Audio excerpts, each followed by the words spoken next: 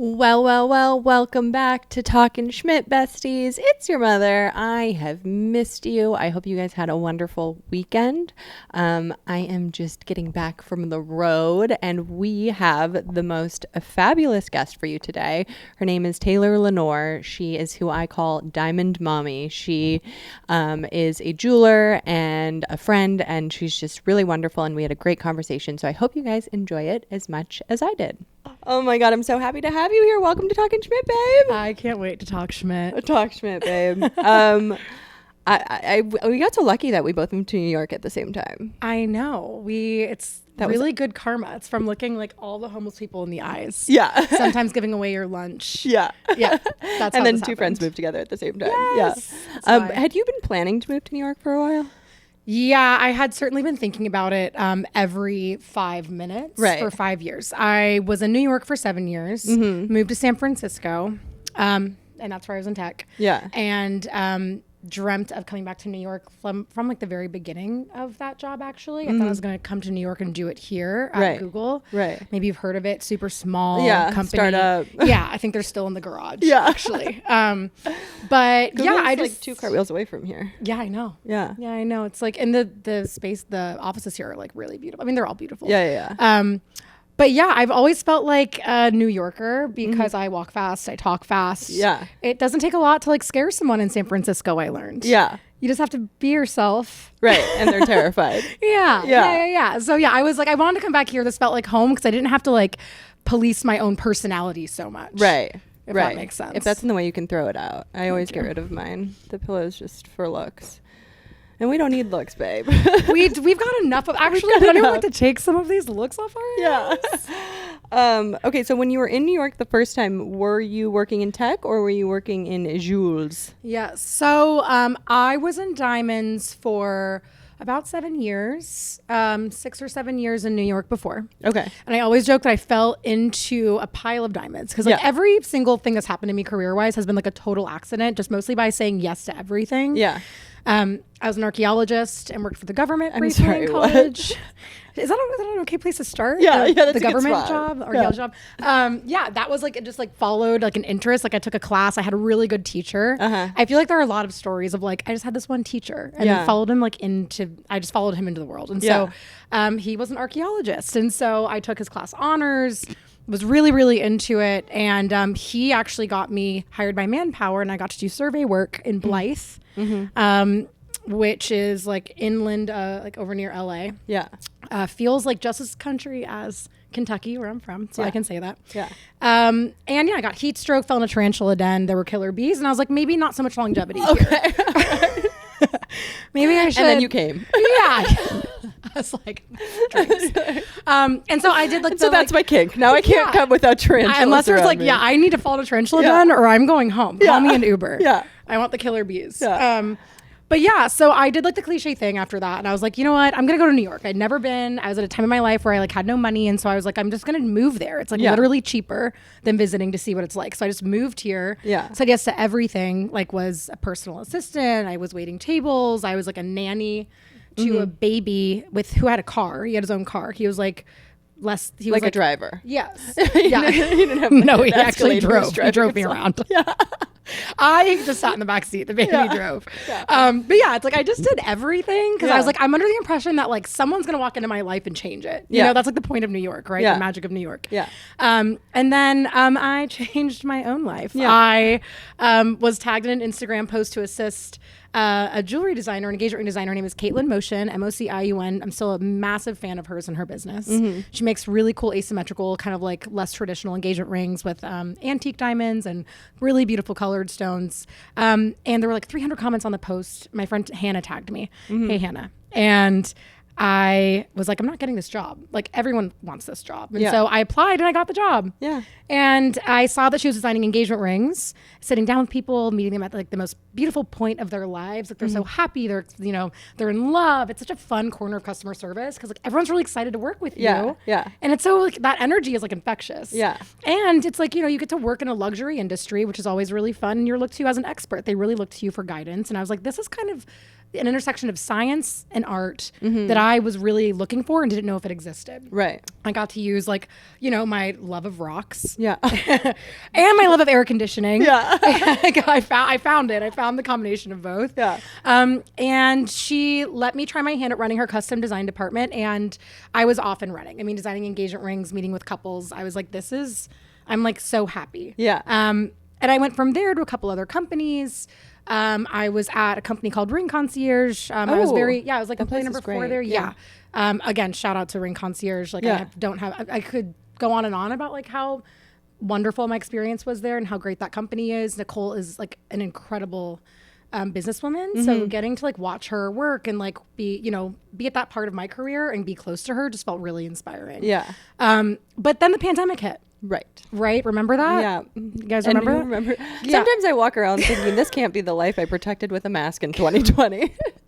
Yeah, I should have been mask off. Yeah, I should have been mask off. Because we're what's living his name? Right? 2 Chainz? What's the song Mask Off? No, it's not 2 Chainz. Who is that? Oh my God. Mask off, fucking Future? mask off. Yeah, there we go. Thank you.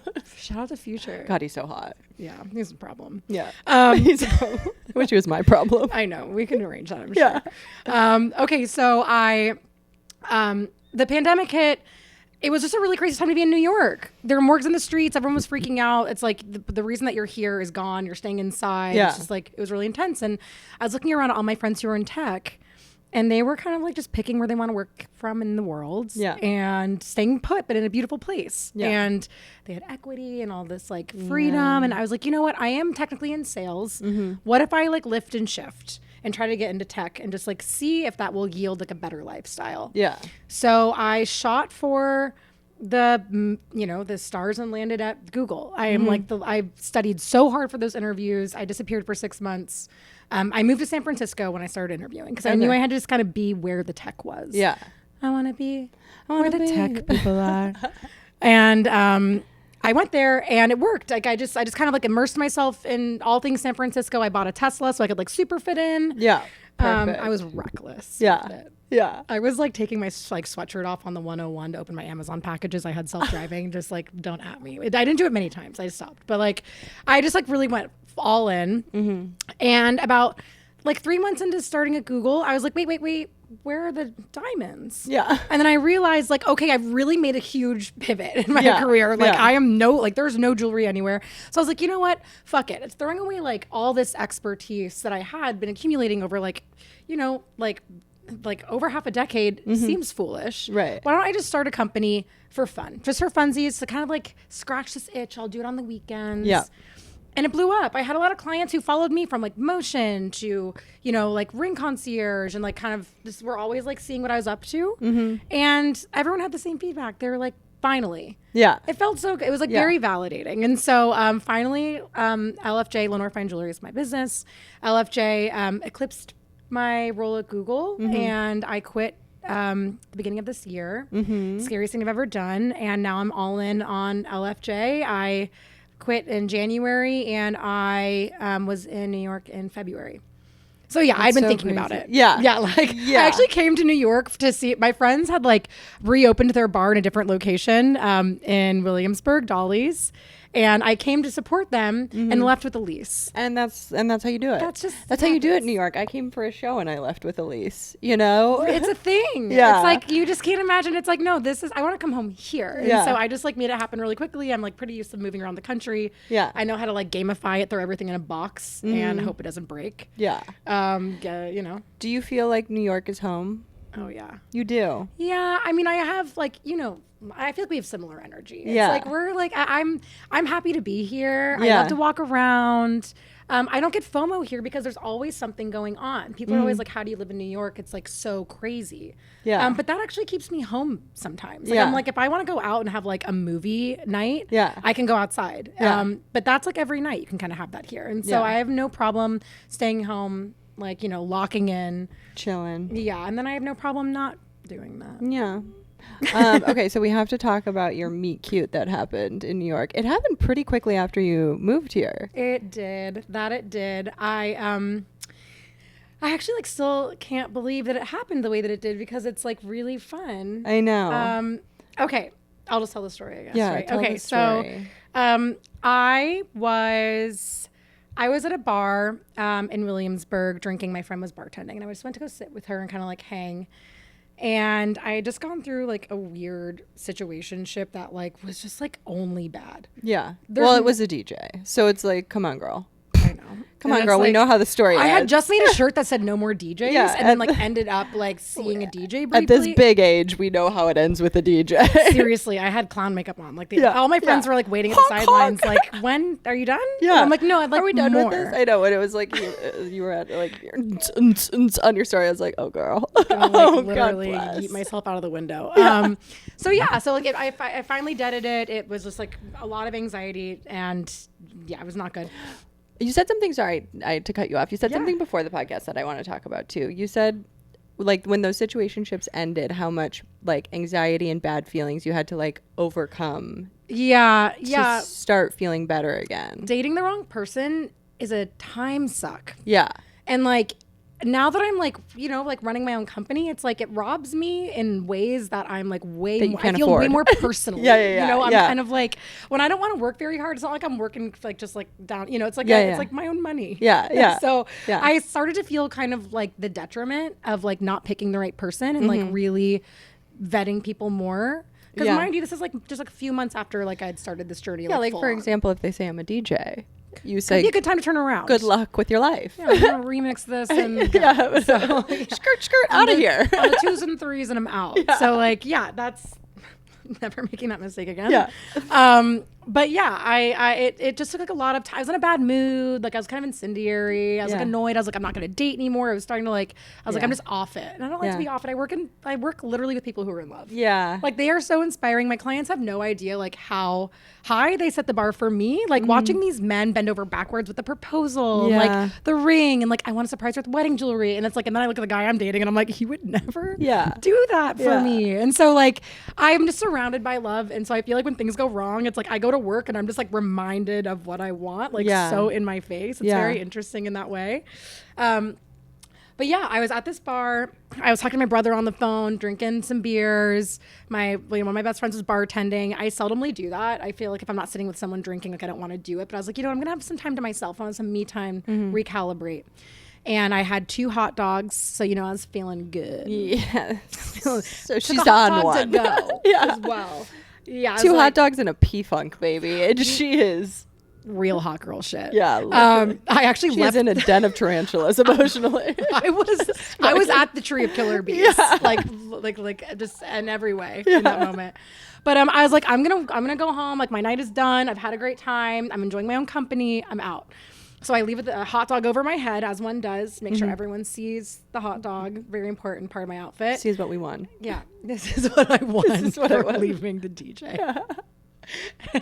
And so I'm like walking, and I'm listening to music, and I like feel like dancing. I'm feeling really good. Yeah. And I realized like I have free will and I could just dance if I wanted. So I started to dance a little bit, and then I was like, I can't stop dancing. And so I'm like dancing through the streets. I'm going from Williamsburg to Greenpoint.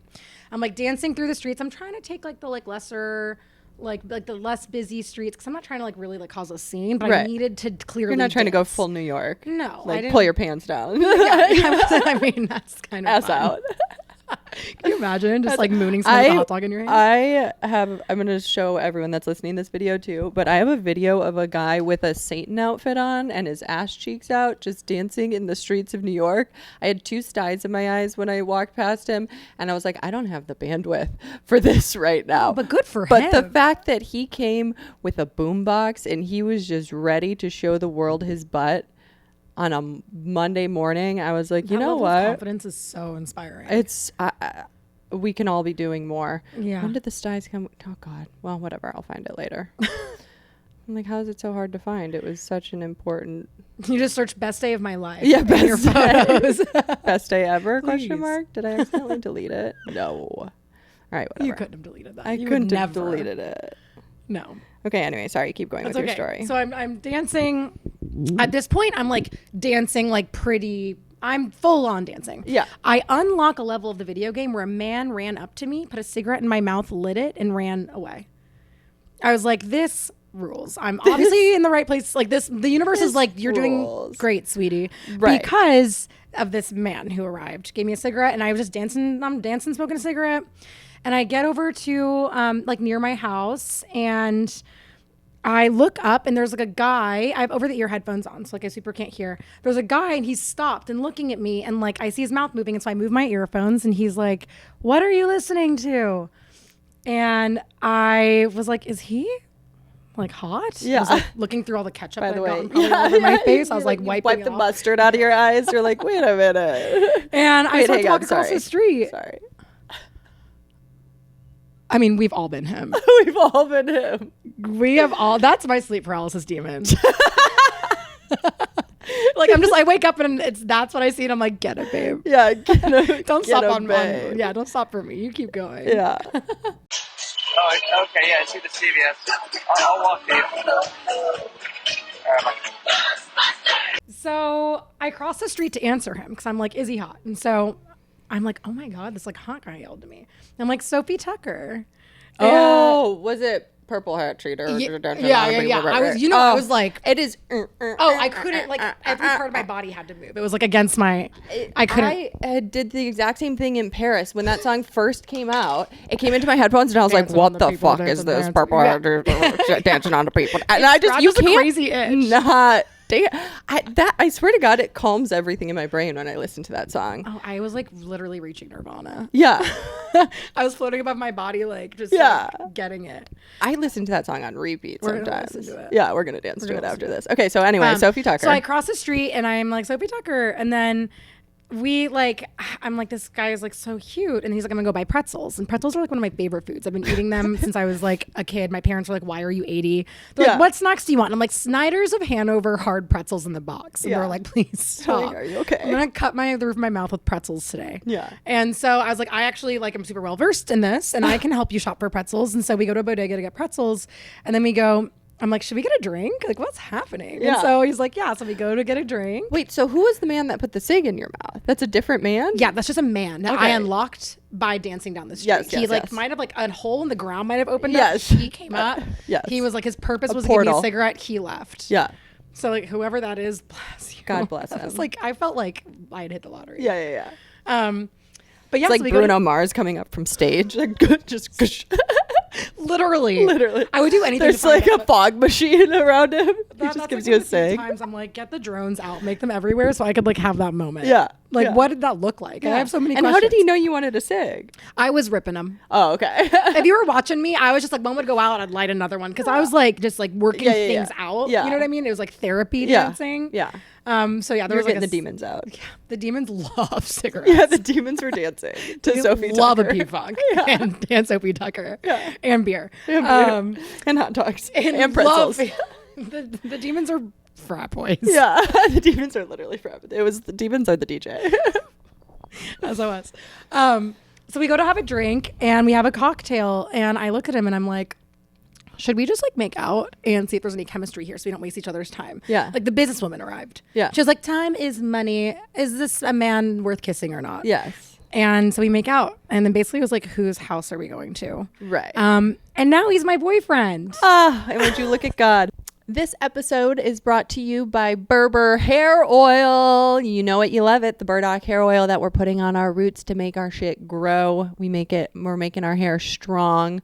I was just talking to my friend the other day about my hair. I was talking to Raina, and she's like, girl, is this all your real hair? And I was like, yes, bitch. Can you even believe we have come so far from the 4-hair journey? Like, I had never been closer to yeeting myself than when all my hair came out. But you know what? We're growing it back stronger than ever. So please use Berber and love it the way that I do. It you can get 15% off your first order with the code BRITT, BRITT, at Berber.com, BURBUR.com. Use the code BRITT.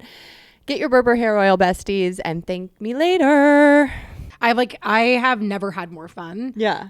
This person has actually made me realize I haven't had a honeymoon phase in a really long time because I'm having so much. We play tag. I skinned my knees playing tag. Yes. Because I fell. I remember that. I saw that was on your birthday, on or around your birthday. It was a birthday game of tag. And he's so hot. He's really hot. This is going to go straight to his head. You're fine. You're fine. You're okay. You're just okay. Fine. It's funny because I was like, I'm going to go to on Talkin Schmitt. I'm gonna like say a little code word for you so you know. Yeah. I'm thinking of you. And Code the code word word is is hot this. dog. It's all of our business. The code word is me talking about us and how we met in great detail for the first half. So if you're listening, this is the code word. It's our business. The code word is hot dog. It's hot dog. Yeah, You're no, listening. it's I'm like thrilled. It's like really just I'm having so much fun. So it's like all signs have pointed to moving to New York was the right thing to do. I did it at the best time. I like, really could not be happier. The universe really rewards you when you're doing the right thing. Can we talk about how that's very real? Yeah. Because when you're not doing the right thing, it's like rubbing your face in it. I mean, things are uncomfortable. Yeah, no, it's like when I moved to Palm Beach and everything that could go wrong went wrong. Like my interior designers robbed me, my dog died, my boyfriend cheated on me. I was like, okay, I'm in the wrong place. I remember seeing your stories, and every other day it was like, how much would you guys pay for these chairs? I was like, shit. She's still going. We're going through it. These chairs are ruining everything. I didn't think furniture could ruin my life that way. I mean, And here's the thing. I was so upset about it for so long. That's how you knew I had nothing else going on. you're like, good morning, the chairs. Good morning. The love seat from lucky Put to on this end. earth to destroy me. That was such a funny time. That was it was funny for everyone except for me. Yes. Because I was really in hell. Well, we're laughing, But it's funny to now. keep from crying. But it is funny how you can be like so fucking in something and so angry, just like blinded by anger, and then a few months later, like you're like, hee hee, a love seat. What was that? No, That was so weird. But it's like you're in my space now. You like your space really dictates how you feel. Oh my God. And for me, I'm a Taurus, so I'm like my space needs to be like peaceful and bring me. And when I wake up and I'm just filled with rage about dueling love seats, I was just like, I'm not gonna get through this. No. I literally barely got through it. No, but I I'm know. just saying, like energetically, that was like the universe being like, Get out. get out. Get the Like chairs movie. send the chairs out and follow them out.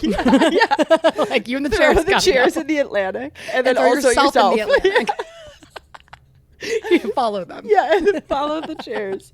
I know it's so true though, and like I have to say something funny has happened to me since I moved back to New York. When I was in San Francisco, I really didn't want to be there. I was trying to have a good time. Like I like to show up with a good attitude. It was really hard though. Yeah. And I didn't nest in any of my apartments. Like I'm talking blank walls, no art, because I kept being like, I don't want to be here for long. Yeah. I wasn't feeling pulled to make it feel like home. Right. So But I your just place let was myself. sick. My apartments were sick. Yeah. There was like nothing in them that looked like I cared about being there. Right. And I'm a very creative person. Like my Right. whole job is designing. I love to get dressed. I love to wear a weird, fun outfit. So for my apartment to be barren, it's kind of like someone check on her. Yeah. Is she And that was okay? 5 years. And so I moved back to New York and I have like art on my walls. I thought a long time about a couch. Yeah. Like I've got really fun chairs. Like I'm like, you can tell that I care about my space, which is like indicative of the fact that like I'm just so happy to be here and I care about Yeah. making it comfortable. Yeah. You are an overwhelmingly positive person. Have you? Am I scaring you? Sometimes it freaks I me actually out. went on a date one time and this guy was like, I'm feeling overwhelmed. And Yeah. I was like, why? And he's like, you're just like a lot. And I was like, are you? Do you I have had that to guy's check in with number him. for me? I was like, are you okay? I asked him, are you okay? Like, are you Yeah, okay yeah. being around me? And then he asked me on another date. Oh. And I was like, no, babe, you don't want that. Yeah, no. Remember you when had a panic barely got attack through the first one because Yeah. I was just like, because you're too happy happy. to be here? Yeah. Have you always been that way? Or is it a choice? Actually, no, it's fully a choice. I'm very vocal about this. Like, you know, there are so many things that this does not apply to. I want to say that. Like, life can be very hard and you cannot like trick your way out of it or like new neural pathway your way out of it. Yeah. If things are generally okay and like, you know, like you just start to feel like kind of bad, you can follow that. Sometimes it feels good to feel bad. That's why I like winter. Winter and fall are the months where I'm like, put on Interpol, Yeah. be moody. Yeah. And like, these are like my moody times. Yeah. And then summer comes around. These are the 6 months I give myself to be moody. These are the half a year where I like- spoil like- myself. I'm gonna just let myself feel like other things. I'm Yeah. gonna be upset. Yeah. But sometimes feeling upset is like it scratches an itch and I let myself lean in. But largely I feel kind of scared of following like negative ways of being too far because it becomes a habit. And when I am like bummed or sad, I'm not productive. Like I'm not like my work. I don't do great work. Yeah. Like I'm not having fun at dinner. I just noticed that it kind of like for me personally, like makes its way into every part of my life. And so to have the kind of life I want and that it feels good to me, I like feel like it's important to kind of like show up with a good attitude.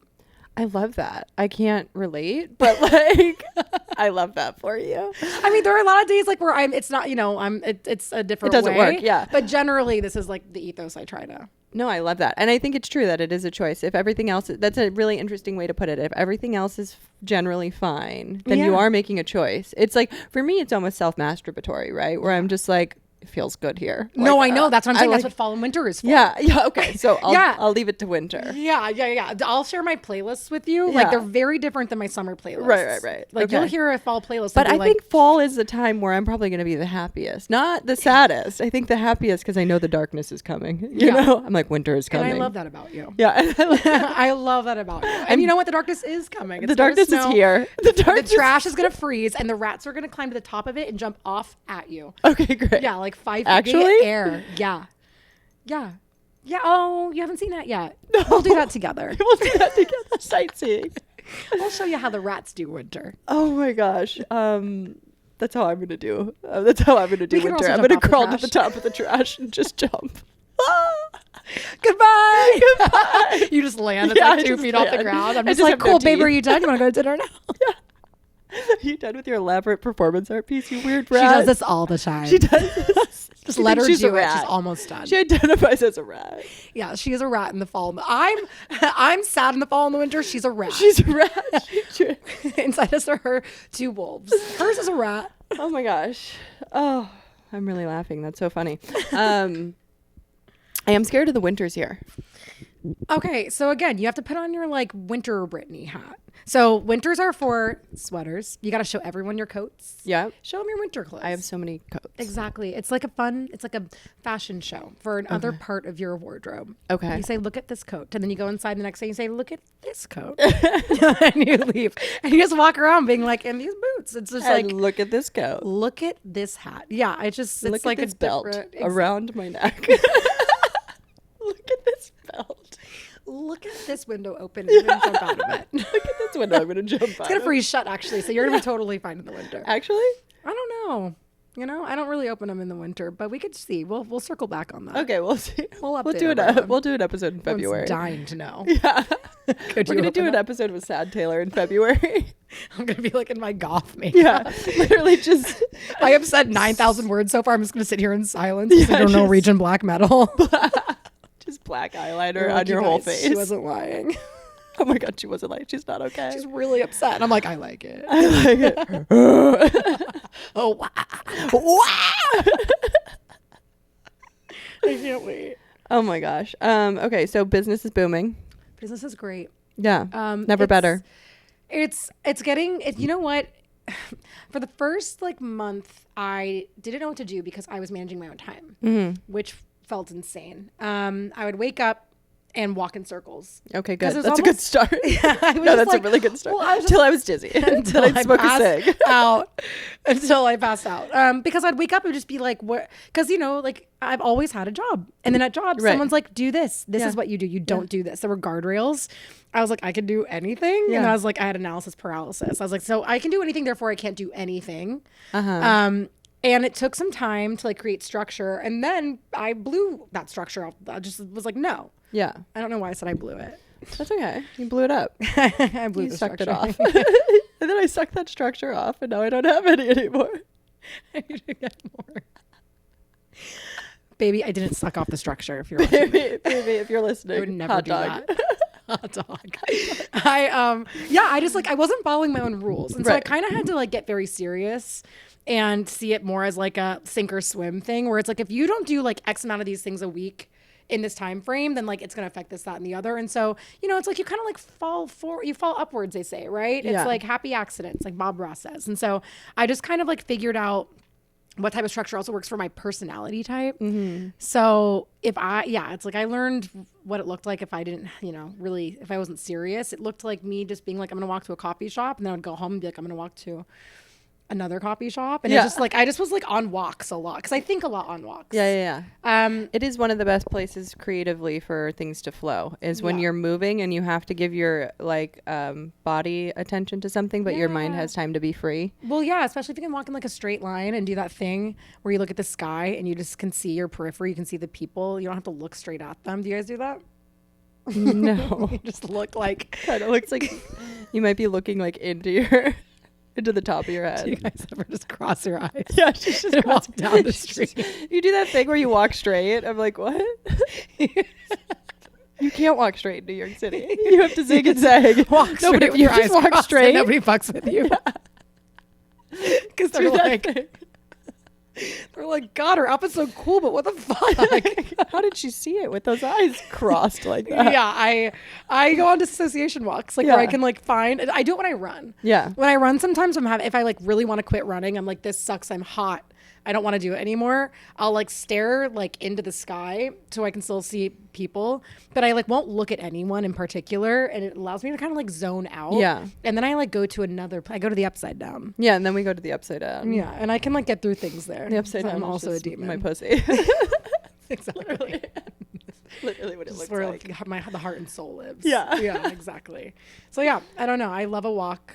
But now everything is really great. I've got structure. I've got a team behind me. I've like built everything out in a way where it's not just me. I think that was also a problem. It's like, it was just me. Right. For so long. Right. How many people are working for you now?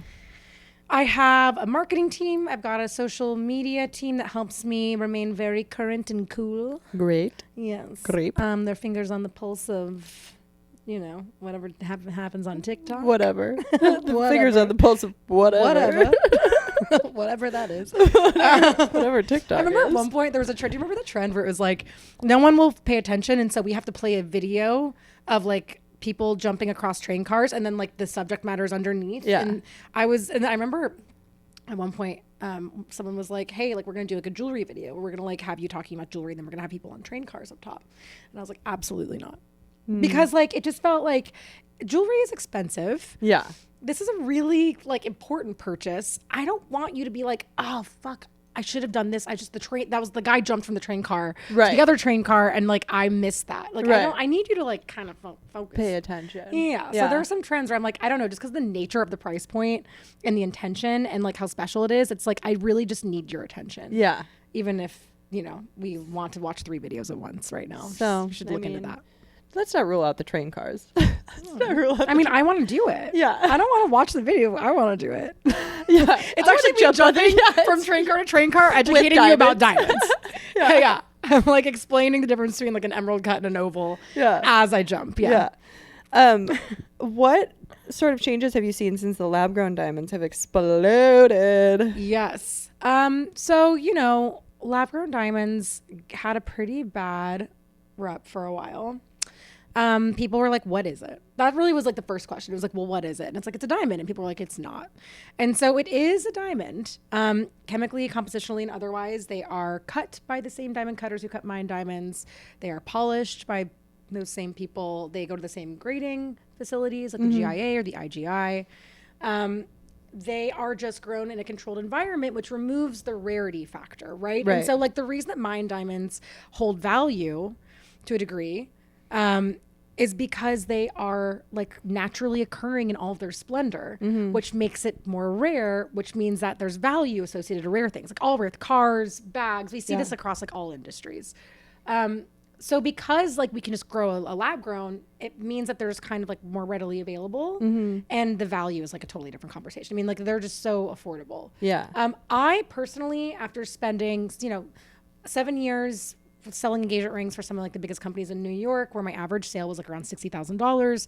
How many thousand? 60. Okay. Yeah. 60. I was my average sales lead diamond consultant. Had them, I mean, like, again, like some of the best years of my life in my career, because I learned so much and I had so much fun. But like guys would write me a check with tears in their eyes. Because some of these guys, it was like all the money they'd ever saved. Yeah. Not everyone's like coming with money to this conversation. Like, a lot of guys just are dating a girl who needs a 4-carat mine diamond. Right. And it's like, no, if it's not 4 carats, like we're not getting engaged. Right. And so a lot of guys are, like kind of like scrambling to figure out how to do that. Maybe not even letting it be known that they're kind of stress. Right. But I see that side, right? Right. And whenever I show diamonds, I'm always showing a price range. So like if your budget's $60,000, I would show you like 40 to 60. Cause like sometimes there's a $40,000 diamond that looks $60,000. Right. And I'd rather like, I'm always putting myself in my client's shoes. Like I don't want to spend the top of my budget just cause it's the top of my budget. Like if I can find a way to get the look for less, I want to do that. And I want you to know that you can do that. And I want you to do that, you know? And so there would be times where guys like that the diamond was a price point that they said that they were going to pay, and that's what they ended up paying. And they would make jokes about how they were just going to eat ramen. And I don't know, it was like, it made me kind of sad. Yeah. It also felt kind of like maybe like a more risky financial choice to make when starting out at the beginning of like such a big chapter of your life. Right. You know, a lot of us New Yorkers like don't own property. Right. Right. Because we've bought too much avocado toast, or whatever everyone said. So something like that. Yeah, the avocado toast, just big avocado got us. Yeah. And so now we can't have houses. The American tale. Truly, as old as time. Yeah. But yeah, so it's like, you know, a lot of couples were choosing to make their first big investment as a couple, like in this purchase, and do whatever you want. Like there's no right or wrong answer here. What I like about lab grown diamonds is that now you don't have to choose. So you can get that same look for $5,000-$6,000. Right. You can lie to people if you want. Lie. Say it's mine. Lie. Who cares? As long as you're happy. This is a purchase on behalf of you two, about you two. It's all about, it's like for your relationship. Right. Everyone else, this is such a funny industry because we get so wrapped up in what everyone's thinking. Yeah. And what everyone's going to think when they see it. And, you know, I always say, like, one of the things I hate the most is when clients will be like, do you think that that's mined or lab? And I'll be like, well, does it matter though? Because like, do you like it? Yeah. Do you like it? Because if you like it, then I'll tell you the price of each, mined and lab. And then you tell me what you want to spend and we can do either. Yeah. But like, I sometimes feel like the conversation is way too much around like, what did she spend? And not like, is she happy? Yeah. So a conversation I overheard someone having, he was going to get his soon to be fiance a ring, and I was saying, you know, he was like, oh, I don't know if I have the money for the ring that she wants. And I was like, what about lab diamonds? And he's like, no, I want people to know that I'm wealthy. Yeah. And I'm like, so what's the solution then if rich people want it? Because the diamonds were the way that it was a status symbol. It made people seem wealthy. And if that's going away kind of just because nobody can tell the difference between labbed and mined, what do you think the next status symbol will be? Colored stones, sapphires, rubies, emeralds. Emeralds are very low on the Mohs hardness scale. So like they have a very high chance of chipping or breaking when you wear them every day. Diamond and sapphire are, and ruby, diamond's 10 on the Mohs hardness scale, MOHS. Sapphire and ruby are 9, and that's a reason why you see those three materials used most often. Okay. Ruby and sapphire are actually the same material. Ruby is just red and it gets its own category because like there's just like so much happening there and so much value that can be associated with it. But yeah, you want to wear material. You want your ring to be functional. Emeralds I'm obsessed with. They can still be very expensive. There's so many different colored stones that can be very expensive for various reasons. That's definitely going to be status. Yeah. Because you can't like lab grown colored stones. I will say you can't like mimic the inclusions. You can't mimic glass. Truly. So if you're wearing colored glass, yeah. It's, you know, if you care about the look and you care about true beauty that can't be replicated. Yeah. Colored stones that are mined are going to be far and away more noticeably beautiful than lab, just because like at least we haven't gotten there yet. Like you can tell the difference. Yeah. Also, like, you know, yellow diamonds. I mean, I did actually just sell like a lab canary yellow. It was 8 carats and it's stunning. Like, so beautiful. I love a yellow But for a diamond. moment, like yellow diamonds, like we're up there too. I really think it's gonna be about colored stones. Also, you know, if you want to make sure people know that you have a mined diamond, maybe shy away from the idea of having it be colorless. For a long time, when we say we want a white diamond, we're actually saying colorless. So diamonds, the color grading starts at D. DEF is totally colorless. So it's the absence of warmth in the diamond rough. That the diamond is like mapped out, and then like they, you know, cut a piece out, and they like the diamond cutter maps how to cut, you know, the most of a certain shape without losing the most amount of rough. They want to like maximize the rough. But basically what happens is when you have a colorless diamond, lab-grown diamonds are really only grown in colorless qualities. Mined diamonds have the ability to be kind of warm, very warm, like yellow, right? And so like the more warmth in the rough of a mined diamond indicates that it's mined. Right. Because that's not something that we're seeing in lab growns right now. And in fact, I specialize in antiques as well. Antique diamonds were hand cut between the 16 and the 1800s. They came from mines that produced largely warmer rough. And I was talking all day long until I was blue in the face about like, if you want an antique diamond, you better get comfortable with seeing a lower color grade on your GIA cert, just because like that's just the way that it was. Right. And they're true antiques. And so also get excited. But like a cool special, I love antiques. Like I want an antique. I want also like 3 other things. Yeah. What else do you want? I want like 3 or 4 rings. I'm a problem. Okay. Because I feel like I should just like, depending on my mood. Yeah. Okay. Well, does your man know that? No, he does. Do you want to, don't block me. Yeah. Don't block me. Maybe wait. Maybe I can get a discount. Please hear me out. Wait. You can have 4 watches. Yeah, I know a girl. Yeah, I know a guy. We're gonna be just fine. Yeah. But yeah, I don't know. I just feel like, what was I saying? That's a great question. You said you wanted antiques. We were talking about antique diamonds. Warmer rough. So now I actually have a lot of clients that are coming to me for antique lab growns, and they want warmer antique lab growns because that's kind of like how the antiques have always looked. For a while we fought it, and now it's charming, right? Yeah.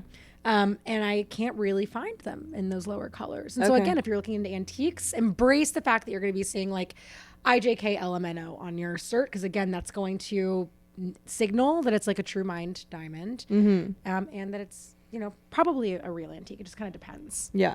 Is it true that if it's a real diamond, when you go through an X-ray, you can't see it? An X-ray? Yeah. I don't know. I haven't heard that. Like a mined diamond versus a lab grown? Yeah. I actually haven't heard that. Okay. I need to get more X-rays. I lost my health insurance, but I love Google, and so now I'm not going through X-rays. I don't have health insurance. I don't have any health insurance. I can't answer that question, Brittany. God. Sorry about that. I'm really scared of being on a city bike now.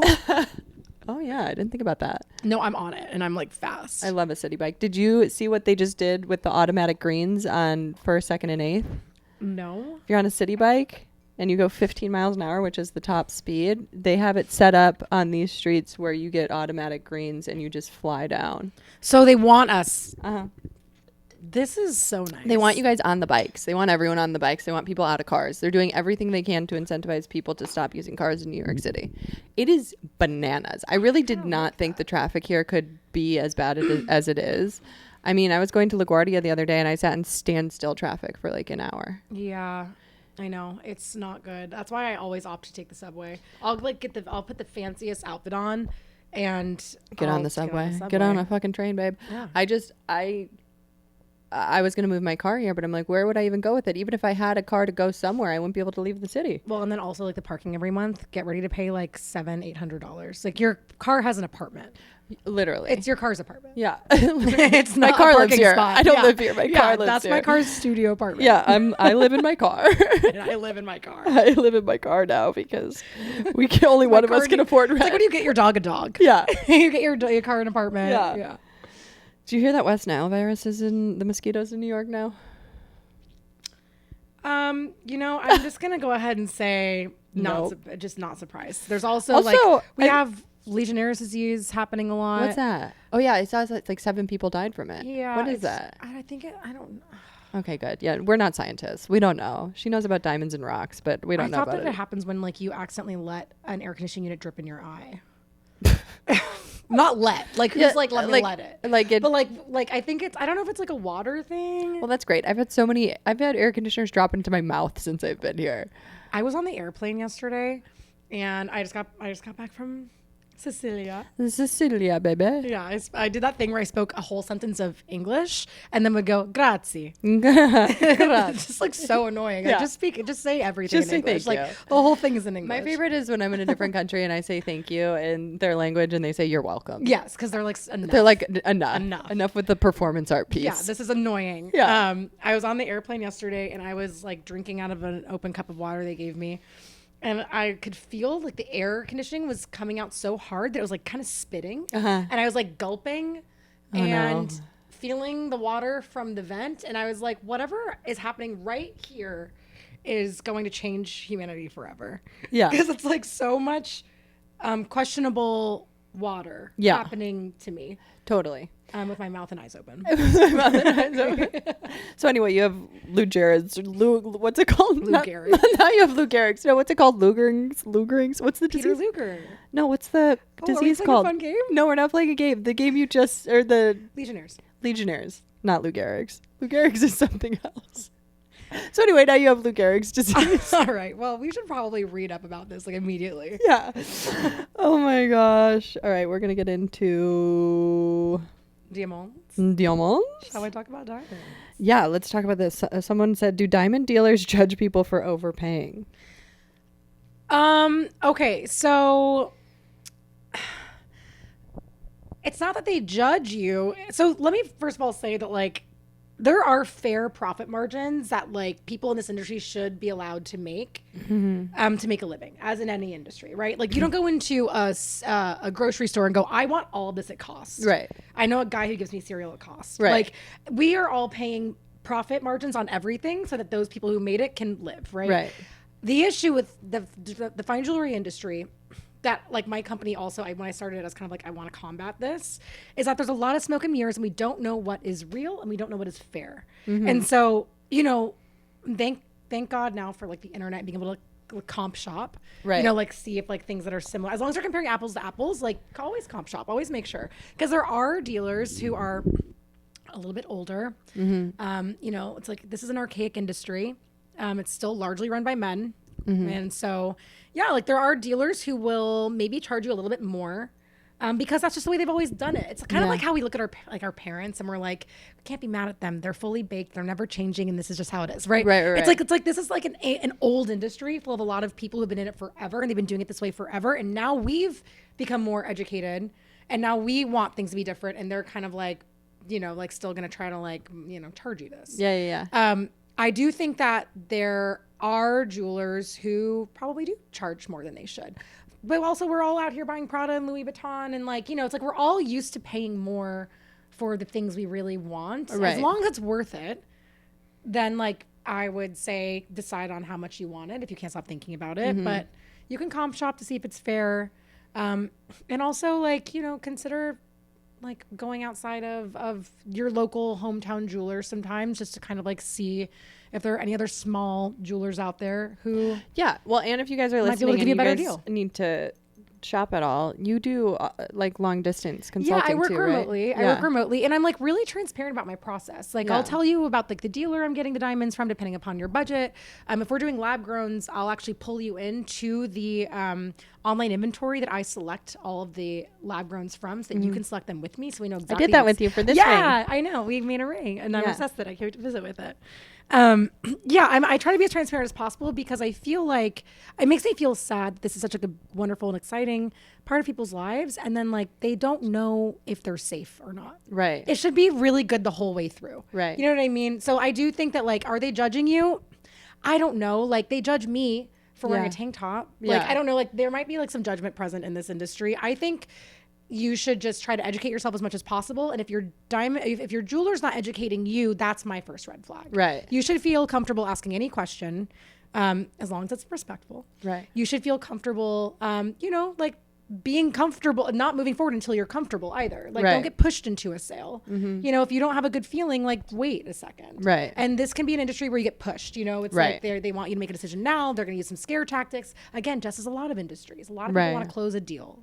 So I think just like educate yourself, make sure that you feel comfortable with your jeweler. And like, comp shop, just make sure it's apples to apples. Right. Okay. Oh yeah. Well, you kind of answered this, but how can I be a smart jewelry buyer instead of totally vulnerable because I don't know what I should be asking about? Teach me the ways. Yeah. Well, okay. First of all, I mean, like, sorry, I'm gonna plug myself. Yeah. I educate people all day long, and I always say, the first part of the process with me, and these are systems and processes that I'm using with my business that I set in place for other companies as well. So I know that a lot of jewelers, big jewelers in New York that like we all know and love, are following like similar ways of doing things. But I hop on an intro call. It's like 30 minutes. Find out what you're looking for, your budget, your timeline, your design preferences. And then like I don't wait. You don't ask me. I just start telling you about the diamonds that you're looking for. I make recommendations. I educate you. So again, I think that you're not supposed to be good at this. Like this Right. isn't your job, right? Like Right. I don't walk into, a museum and I'm like, I don't know anything about this. Like, oh God, I'm stressed out. It's like, ask an expert, right? Like right. have someone answer questions for you. And if you don't feel comfortable asking questions, I would probably note that because again, like one of my favorite things, I always joke that I'm a diamond therapist because this is a very emotional purchase. And I have a lot of customers who will actually, I'm gonna tell a story really fast to educate this, to illustrate this more. I was working at a jewelry company in New York, making engagement rings and diamond consulting. And I had a guy who was coming in for an appointment. A lot of guys would make appointments. Now I have a lot more women involved, which I love so much. But a guy made an appointment and I got a call about an hour before the appointment. And this girl was like, hey, like, Jared, I think is coming in today. This is Jared's girlfriend's best friend. Will you make sure Jared knows that she like wants a pair, not an oval, and she doesn't want like a short pair, she wants a long pair. And I was like, is this Jared's girlfriend? Yeah. And she got quiet. Yeah. And I was like, it's okay. And she's like, yes. And I was like, but that's just to say, like, like there are so many different parts of this that are like a little uncomfortable for everyone. We're all trying to figure out like what is okay, what is not. Like I felt like it was part of my job in that moment to make her feel comfortable talking to me so that I could do the best job making her dream ring. Right. I didn't tell Jared that she called. Oh my God, no, I'm a girl's girl. Please. I was like, Jared, I have a really good feeling about this pair with the ratio I got confirmed. It's like, I'm like kind of like, I mediate sometimes. Right. And so, I just think that like, you should feel comfortable. And if you're not, I would probably try talking to someone else. Yeah. That's kind of how, Yeah. Okay, so do you think, is wanting a mined diamond superficial or emotional? The whole thing is superficial and emotional. Okay. The whole industry. Yeah. It really is. Like these are material things on behalf of love. Right. And so I think that wanting a mined diamond, this is where it's like super about you and no one else. And I just wish that I could like remind people of that all day long. This is so not about anyone else but you. Right. And if you want a mined diamond and you don't know why, but you just want it, get a mined diamond. If you want a lab grown diamond and you just like no, this is no one's business. Don't let anyone shame you with their opinions. Don't let a lot of our parents like are of the mindset of mined diamonds because they did not have these options. Right. Well, also weren't mined diamonds like originally given to women as like a sense of security because they didn't have jobs? Yeah, I was just talking about this actually. So the history of the engagement ring is not super fun and happy and rainbows. It's not so sexy. We were not allowed to have bank accounts. Yeah. Like we didn't have rights. Yeah. And so we had rings. Babe. No rights, but we got the rings. Yes, yeah. And like still that probably wasn't not enough. So Yeah. like, go ahead and say it. But we were given a diamond ring because it held value, and if anything went wrong, we could start over by trading in that diamond. So we were basically holding on to like the promise of like a new future, right? Because that's all we had, right? I personally love that we have taken something with otherwise kind of like dark undertones and made it about our personal style and like our relationship, and we've put a new spin on it. And that's why I really encourage women to, and that's what America will do. We will put a new spin on hardship, babe. We're gonna spin it. We're gonna flip it and reverse it. We're not the bad guys. No, we're gonna flip it and reverse it. But yeah, I don't know, I just feel like it's really important to feel comfortable like sharing your your interests, your opinion, like your preferences. This is like, you have to look at it every day, right? So make sure that it's what you want, right? You know? But then now, I mean, I still would like a little security. If things go tits up and my diamond's a lab grown, I'm going to be in trouble. Yeah. Well, especially if he doesn't tell me it's a lab grown. Well, so I don't encourage that. I don't think that like he should lie to. Yeah. I've never had I think I had a guy once make a joke like, I'm going to tell her it's mine, and I think I was like, don't do that, Scott. Don't start the marriage that way to your future wife. Yeah. Also, we will find out. Also, and then every time when we get it appraised, we'll also be getting divorced. Yes, the appraisal to divorce pipeline is a thing when you do that. If you want it for value, then obviously your only option is mined. Right. If you just want mined because that's just like what you grew up around and it's just like what you like and you like it, do mined. There are a lot of tips and tricks to aid in not spending an arm and a leg on a mine diamond. And that's one of my favorite conversations to have. Depending upon the diamond cut, there are certain C's that you should invest in versus not, because you won't see your investment. So like if you're looking for a mine diamond and you like want to bounce some ideas and like try to make it work for a budget range and you have like a carat weight you want to hit, holler. Yeah. Because that's like, I love that conversation. And if you don't care and you just want the look and you don't need it to hold value, lab, you know? Yeah. So I just think that there's something for everyone, and don't judge yourself for wanting something. I don't judge myself for eating ice cream for dinner. I had cake for dinner last night. I love that. And so, you know, just like I'm not gonna tell anyone as I like look into the camera and tell everyone. Anyway, hot dog. Hot dog. Anyway, hot dog. Okay, you have been amazing. Tell everyone where they can follow you and find you, please. Yeah. Okay. So my Instagram is Lanore Fine Jewelry. It's my last name, Lanore Fine Jewelry. Website, LanoreFineJewelry.com. Yeah, I'm always online. Okay, real quick before you go, we want to do a what you're wearing. Let's Let's look at all the pieces you brought with you today, Mama. Oh, I love that New York pendant. I'm gonna do a diamond one. Oh. And we're gonna wear it. And we're gonna wear it. I'm really understated, so so she's barely wearing anything. Yeah, I want to. My goal is always to walk into the ocean and sink to the bottom of it, right? Because I'm wearing so much gold. And to look like a shark lure. Yeah, I want I got some I want to have my cousin Vinny energy. Yeah. So I have a 10 carat tennis necklace on. Okay, gorge. I have 2 charm necklaces with these like fun little diamond and colored stone beads, so you can just like add to any chain. Cutie. I've got a Cutie, where's the knife? You didn't bring the knife. I know, it's because it got stuck in my hair. Oh. Yeah. I have a Shame. really fun, I know, I'll like have to send you the Yeah. website for it. But like, yeah, sometimes just know that when you sleep in a lot of necklaces. Oh, you sleep in those? Yes. That's drama. I was actually in yoga this morning in them. We need to go to yoga. Okay, sorry. Keep going. In this ear, I have a 3 carat pear stud up here. Oh my God. Yeah. Have you seen her? No. Oh, and then I made a grill. Okay, gorge. Little diamond grill. And then these are all my rings. This pinky ring has a fun story. I feel like jewelry is so representative of like something celebratory or otherwise. And I made your ring around exciting things. And so something really exciting happened in my life. I made myself this diamond encrusted ring with an emerald in the center, and then I engraved Taylor Forever on the inside of it. Cute. So I'm always encouraging my clients when they make something for themselves, like when women come to me or a guy wants to make something for his partner, I'm like, let's engrave something fun to commemorate like what this is on behalf of. And so that's my Taylor Forever ring. More diamond rings. We got some bracelets. I mean, like, girl. Mm-hmm. Oh my God. Wait, can I do the ear cuffs? Huh? I just got these ear cuffs in from production. Can you see them? No, because you're showing the camera. You're not showing me. Show me. No, I want to show the camera. Okay, but show me Screw next. you. Screw you. Oh my God. This fatty. Wait, you don't need to have piercings, right? You can Yeah. I need that. No, yeah. No, yeah. No. Yeah. Wait, I need them. Yeah. Because I got my ear pierced twice when I was in Florida having a mental breakdown, and it hurt so bad. I was just like, never mind. No, I can't have physical pain on top of the mental anguish. That's when the window opens and that's when the yeeting happens. The yeeting. The yeeting. There goes the chair. There goes Brittany. There goes Brittany. And that makes sense. Yeah. Well, I'll have you try these on because that's a new thing. Cute. I have a bunch of ear cuffs. Yes, that's everything. Well, I'm obsessed. Everyone go follow Taylor. And if you need any diamonds or any jewelry, please hit her up because working with her is such a joy. Thanks for coming. Yes, thanks for having me. Of course.